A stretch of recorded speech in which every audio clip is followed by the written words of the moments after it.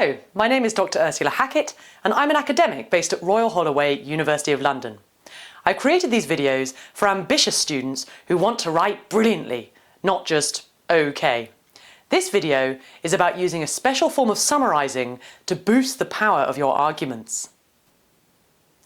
When you're writing an essay, you're not just writing about a topic or theme in general, you're making an argument in response to a particular question. In other words, you're trying to persuade your reader of a set of propositions.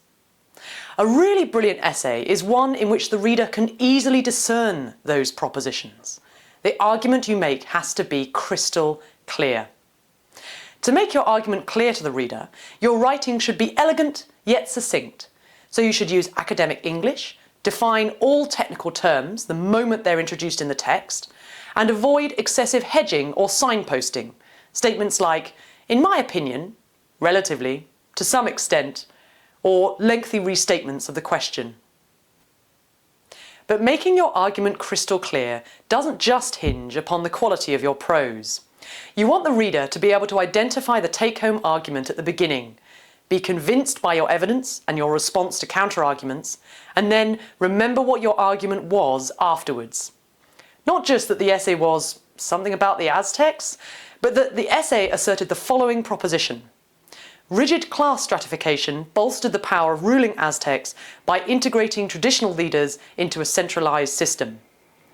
Not just that the essay was on the theme of civic engagement generally, but specifically that the author's argument was wealthy organisations are more able to engage in civic life, and among these wealthy organisations, a close connection with the state is associated with high levels of activity.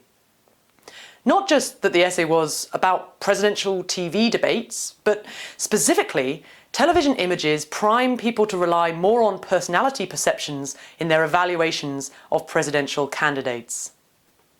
You need to make your argument concrete and specific by putting the core assertions right at the start of the essay. One way to practice this skill, and it's certainly something that can be practiced, you'll get better as you become more experienced, is to summarise the core argument of books and articles you read. Practice writing the core argument out as 1, 2, or at most 3 grammatical sentences. You should be able to sum up the main point of each paper succinctly. That is a skill that lawyers use a lot, and it is vital in clarifying the point of the whole piece of writing. It can help to write out an argument as a syllogism. A syllogism is a form of reasoning that derives a conclusion from some premises, usually 2, although there could be more. For example, all dogs walk on their toes.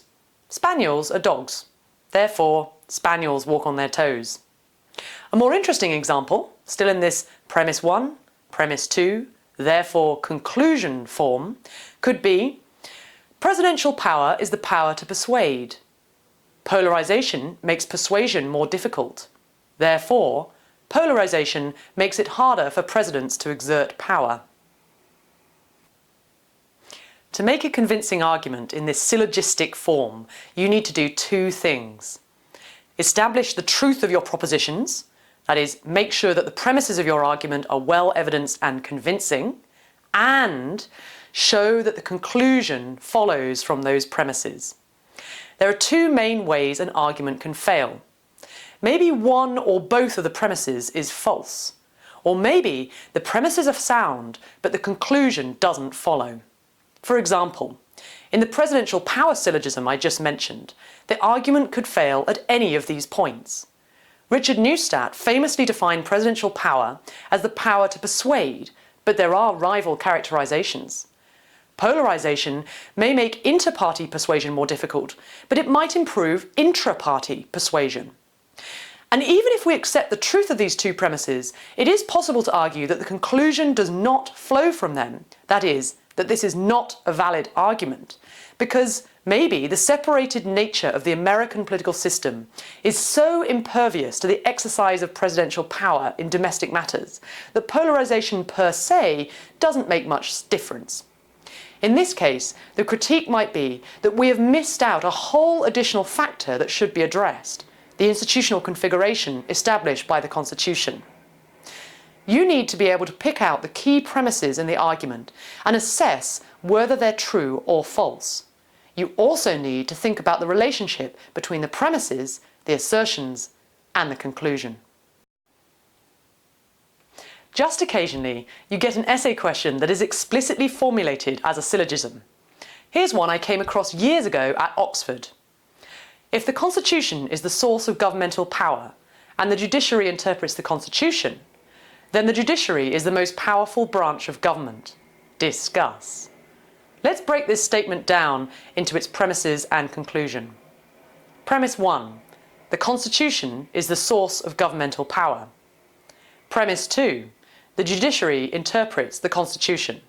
Therefore, conclusion, the judiciary is the most powerful branch of government. You might think that this is a good argument, but if so, you would need to defend it from the charge that it is false or invalid. There's one concept here that is highly contested, which appears in both premise 1 and the conclusion, and which you would need to interrogate in order to come to a judgment about this syllogism. Have you guessed what it is? That's right. Power. Whether the first premise is true and whether the conclusion follows from the two premises will depend crucially upon how you define this concept. You might also want to look into the interprets part of the second premise. After zooming in on the core concepts, take a step back and consider the argument as a whole in light of your definition. Does it make sense? Are the premises true? Is the argument valid? You won't always, or even often, have an essay question that is explicitly formulated as a syllogism, but it's still a very good exercise to try to draw out the key assertions and conclusion of each paper you read. Why does it help?